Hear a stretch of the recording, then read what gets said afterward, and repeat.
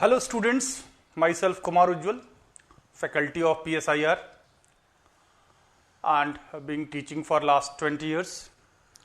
So today we'll be going to discuss the foreign policy of India during the second tenure of Modi government. As you know, after almost 30 years, people of India gave clear-cut mandate in 2014 and Modi 1.0 started. So every foreign policy, as you know, that foreign policy is the policy by which a country engages with the rest of the world based on principles, national interest and objectives. And national interest is the most important component of foreign policy. So every foreign policy will have element of continuity and changes, and Indian foreign policy is no different. And every foreign policy is primarily guided by domestic needs and situations. So what we see that Indian foreign policy having certain element of continuity since the days of Nehru, that non-alignment movement. Now this mode has changed. Now I am 2.0, Panchsheel, then biasness for Asia,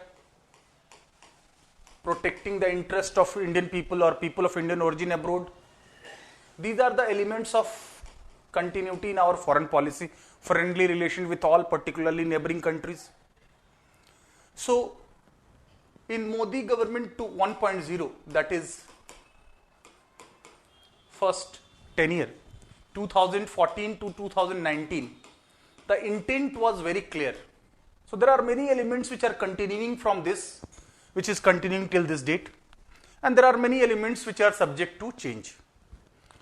So in the very swearing in ceremony of first tenure of Modi, all heads of SAARC were invited. So the intent was very clear. It was called neighborhood first. And it is not a new element in our foreign policy. In fact, we always favored friendly relations with our neighboring countries. And this was continued, and this was no different with this initiative in 2014. And as a matter of goodwill gesture, Prime Minister Modi visited Pakistan on the birthday of the relative of Nawaz Sharif to greet him, because Modi is known for hug diplomacy. Modi is known for having personal relations with the heads of the other countries. And at the very beginning he said Sabka Saath Sabka Vikas, means cooperation of all and development of all. So unfortunately, the Uri and Pathankot, a terrorist attack, and then Balakot surgical strike deteriorated our relationship with Pakistan. And we see that composite dialogue process came to the standstill after that. Domestically also, Modi faced so much criticism to go out of way for this to developing relationship with Pakistan, which is not trustworthy at all. And Modi preferred first to visit Bhutan, because Bhutan, we have excellent relationship. Bhutan is the first country in South Asia to take concrete action against anti-Indian insurgent groups.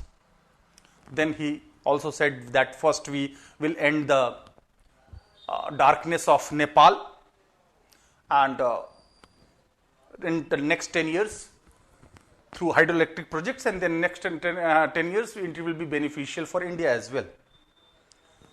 As far as relationship with Russia is concerned, he said that if you ask any kid or child in India which is the best friend in India, then you will always say Russia, special SPSP, that is a special privileged and strategic partnership. and 2+2 dialogue with America. Defense deals, be it SISMOA, LIMOA, BICA, and so on. Logistic partnership, defense deals, defense agreements, or be it global spatial strategic partnership with Japan, be it Quad. All these things were the elements in this Modi 1.0. But based on experience of first tenure, Modi government took more professional stand and methods in conducting our foreign affairs, Ministry of Foreign Affairs. The intent was clear from the very first swearing-in ceremony, by which the long-serving diplomat S. Jaishankar was made Foreign Minister of India.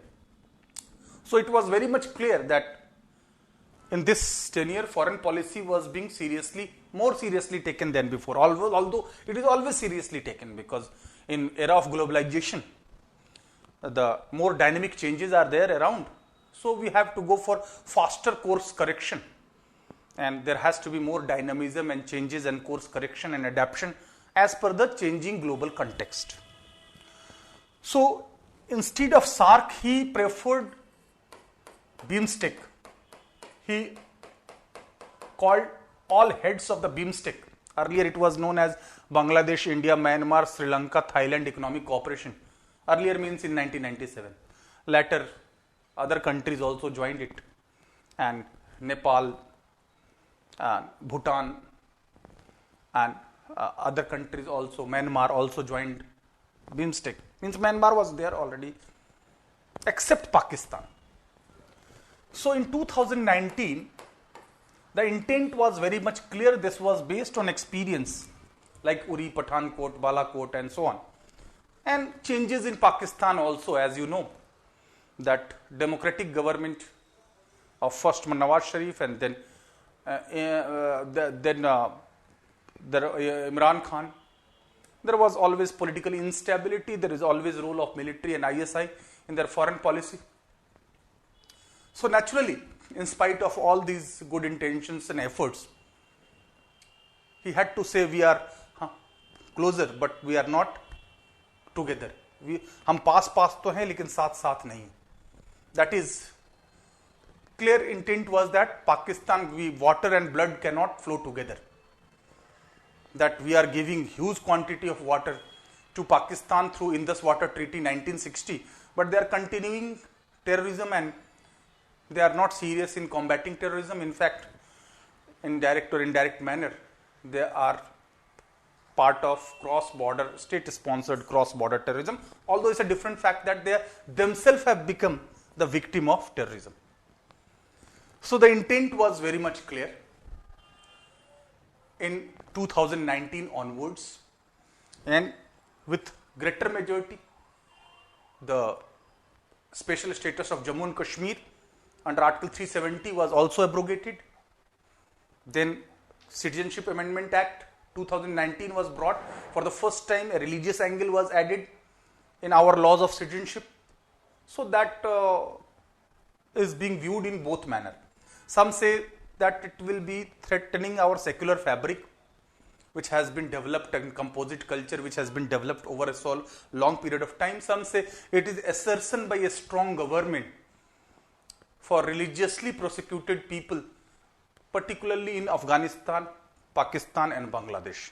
So interpretations may be different, and as far as legality is concerned, it is pending with the Supreme Court and it has not been notified.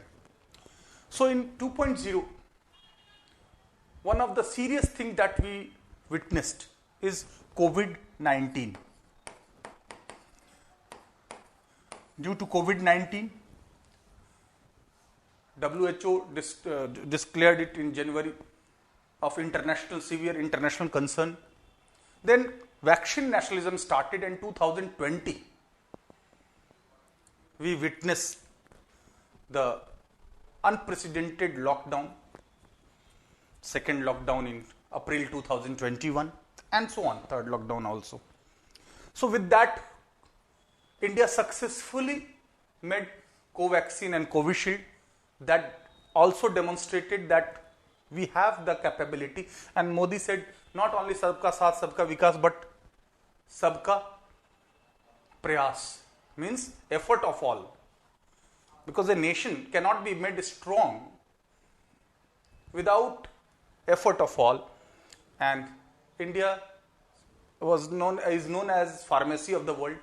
India in fact exported chloroquine to America also. So what to talk of developing poor countries? India supported and reinforced the cause to fight against global pandemic or this COVID-19. Moreover, as far as in foreign policy is concerned, the elements of foreign policy, they were continued. So what we see that more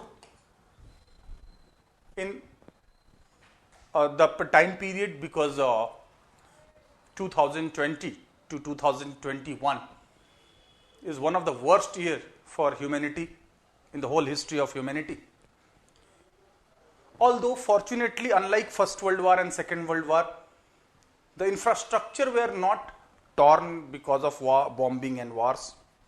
So people talk about V-shaped recovery, W-shaped recovery, so reverse growth or so on, so faster recovery, that is being, now indications are also there. However, there were adverse impact on India due to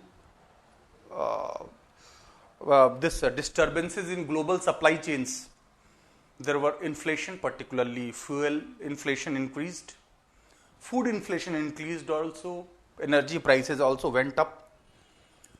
So the benefit of subsidy could not be transferred. This is one of the criticism of Modi government. Anyway, but as far as global situation is concerned, India also faced the same odds as other part of the world faced.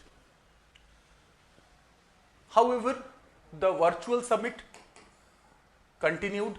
This is be it Shanghai Cooperation Organization or be it other summits or be it summit level talks with Australian Prime Minister or summit level talks of virtual summit of Quad also. So the process of Quad, that free, prosperous, open, rule-based Indo-Pacific region, that was coined by Shinzo Abe in 2007. But now it is being accepted with greater enthusiasm.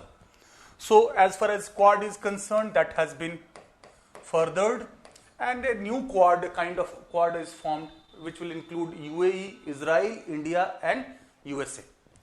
So that is called Quad of Asia, and that will be also UAE will financially support, India will support in agriculture and food and in water management and human resource management, America and startups, all those things developed during Modi 2.0 from 2019 onwards.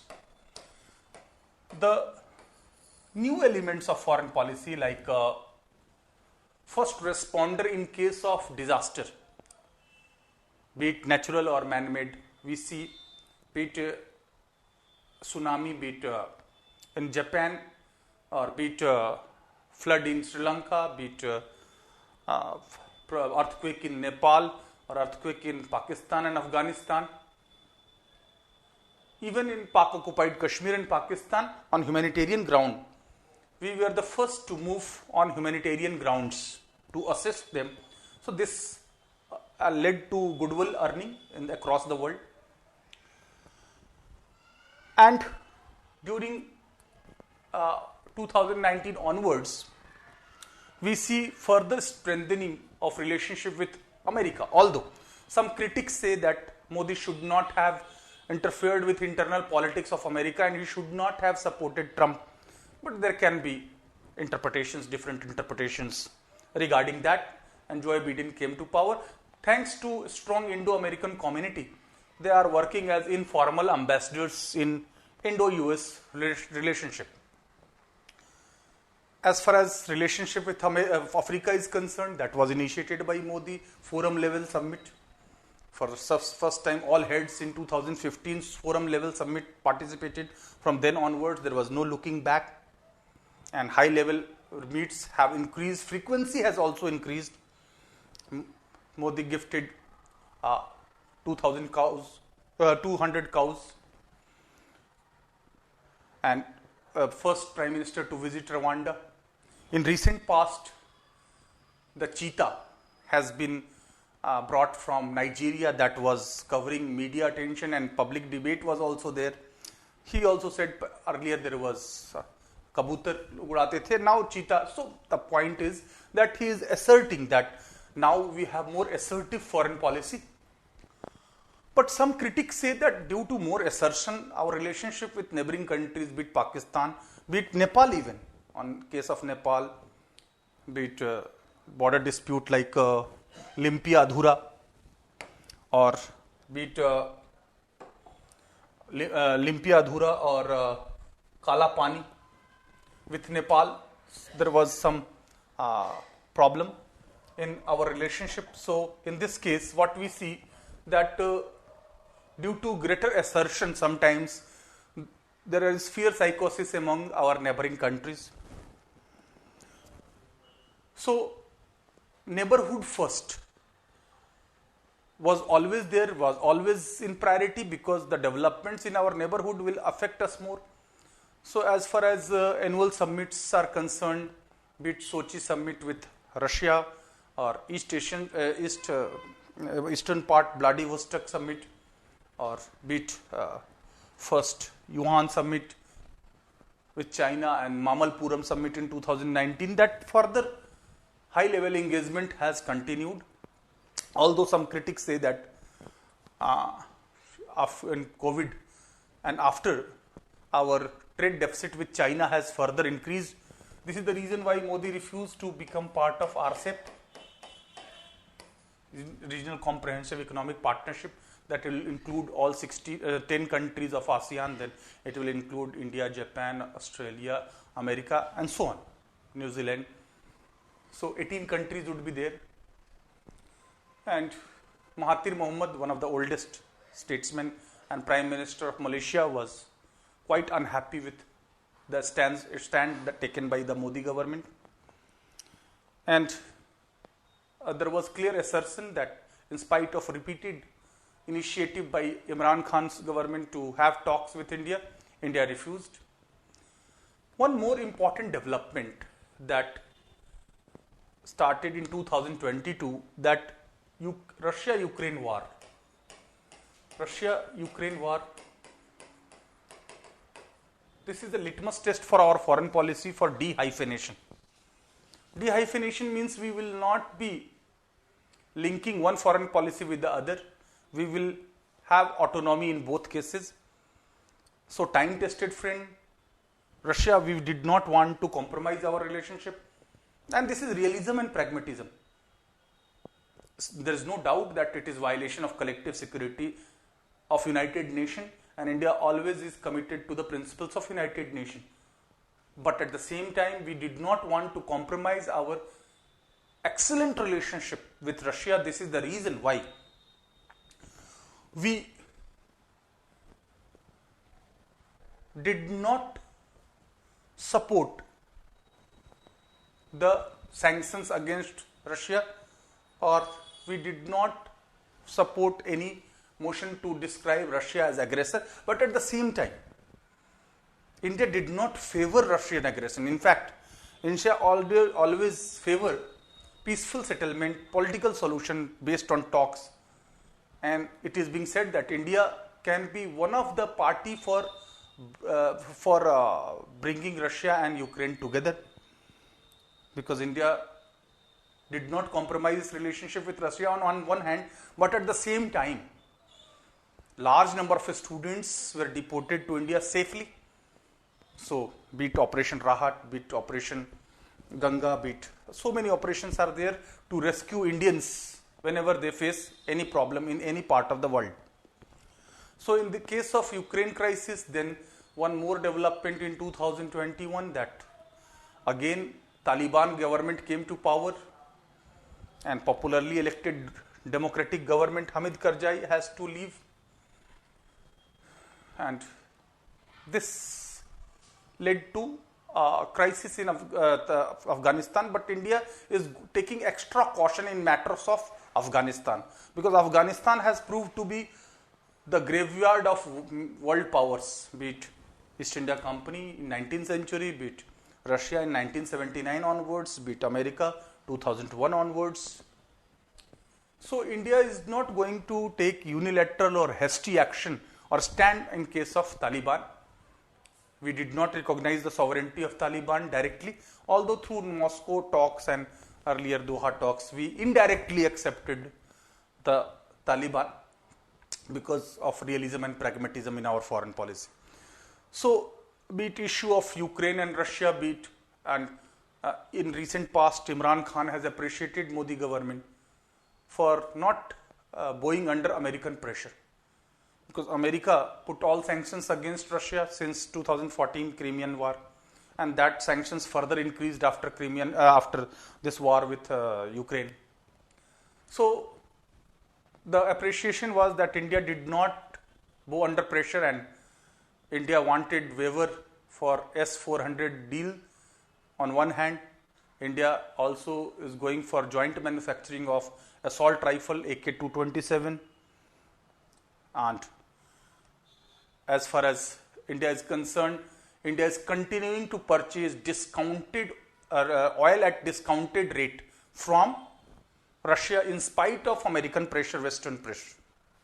So that clear shows resilience, assertion in our foreign policy, dehyphenation, that one relationship will not be keeping other relationship hostage. In fact, with China, political relations and border disputes are not keeping our economic engagement a hostage.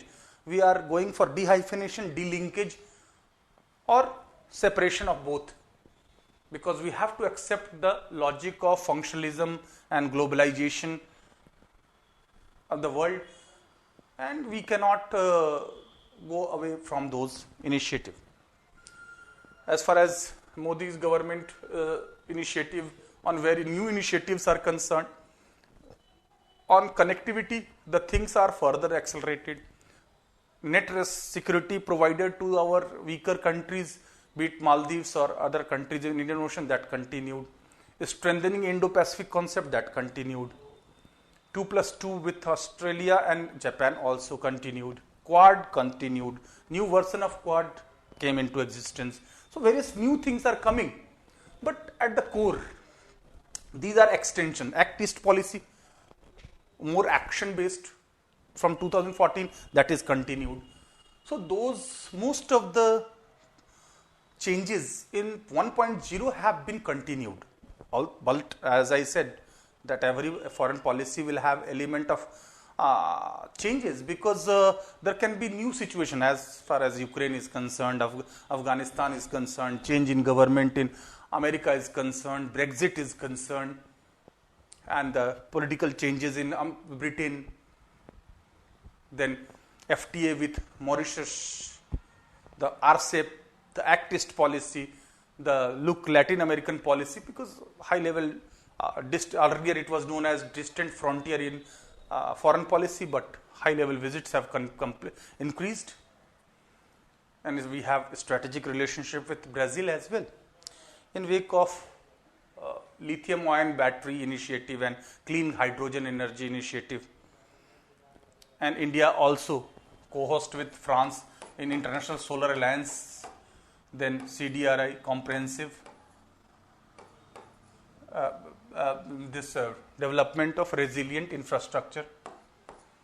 These initiative, transition technologies are concerned, fourth industrial revolution, robotics, artificial intelligence, quantum computing, cryptocurrency, green hydrogen. These initiatives, reducing our footprints of fossil fuels, Panchamrit that Modi gave in COP 226 conference of parties in 2026, net zero not by 2050 for India but 2070, and absolute reduction by 1 billion ton carbon emission. And the bar was raised for non-conventional sources of energy. It will be 500 gigawatt instead of 475 gigawatt. So many initiatives India is taking on its own, because India is knowing that we are presently developing country, but at the same time we have to go for legally binding commitment in future. So we should have preparedness. As far as relationship with Bangladesh is concerned, that is now one of the best achievement of Modi government. Thanks to Sheikh Hasina's government there, and Modi participated in 2021. Coincidentally, it was the 50th anniversary of liberation of Bangladesh, and this birth anniversary of 100th anniversary of Mujibur Rahman. And the relationship with Bangladesh has substantially improved, there is no doubt. Be it Mongla port, this Chatgaon port, or the access or connectivity or friendship friendship pipeline, or nuclear power plant in Bangladesh with the Indian help, or cooperation in water management and flood control, and Tista river and Ganga water river, and refugee problem, and bit LBA, land border agreement, that was implemented in year 2016 itself by 100th constitutional amendment. But that process has continued. The way in which Bangladesh has taken concrete action against anti-Indian insurgent groups, that is appreciated across the world and within India as well. That is being highlighted as one of the achievements of our foreign policy. Although opposition and critics say that Modi government is not successful in relation to China, because China is going for encroachments, Galwan, Doklam, dams on various rivers, international rivers, support to Pakistan, China-Pakistan economic corridor, military support to Myanmar's military government and Bangladesh. All these are concerns, and the debt trap diplomacy China is following in relation to Hambantota of Sri Lanka or Djibouti and other poor countries. So this has to be seen in totality. Although one by one we will have to discuss in detail, but this the foreign policy of Modi 2.0 I have discussed in very brief, and as I repeat that there are certain elements which are continuing in 21st century: energy security, economic engagement, and environment. They are key concerns of our foreign policy in 21st century. That is continuing connectivity, that be it BBIN, be it Kaladan multimodal project, be it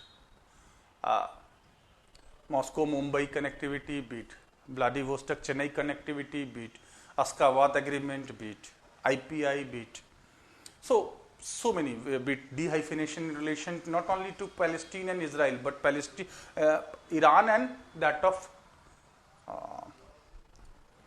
Israel, and revival of JCPOA, that is popularly called nuclear deal with Iran, Paris agreement. So various changes in American foreign policy is there. So we have to go also accordingly. We have to go for course correction as per the regimes and as per the inclinations of different governments of the world. And Sagar initiative, security and growth of all in the region, and focus on Indian Pacific, IOR arc, and India to promote itself as a soft power. Besides our effort for raising defense budget and domestic manufacturing and make in India, and all those initiatives are there. More a vigorous engagement with diaspora, Indian diaspora. All these processes have continued. So most of the elements are new elements of continuity from Modi 1.0 and even earlier, and some elements are of course elements of changes, because be it UN security reforms. They are consistent, be it realism and pragmatism, be it India want to get its legitimate place in the world, be it accelerating economic growth, like ambitious target of $5 trillion economy. So that those efforts are being continued at various levels. So this is in brief, will be discussed in detail in our regular classes. So that's it for today. Thank you.